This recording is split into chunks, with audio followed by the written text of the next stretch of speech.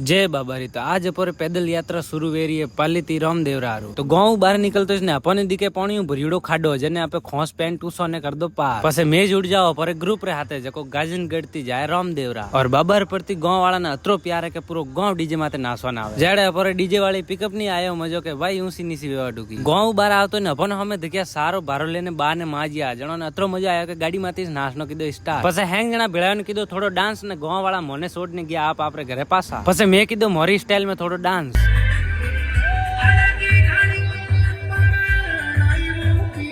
पछे थोड़ा धक्या ने अपन मळे अपर फॉलोअर तो अभी फॉलोअर हाथे बोली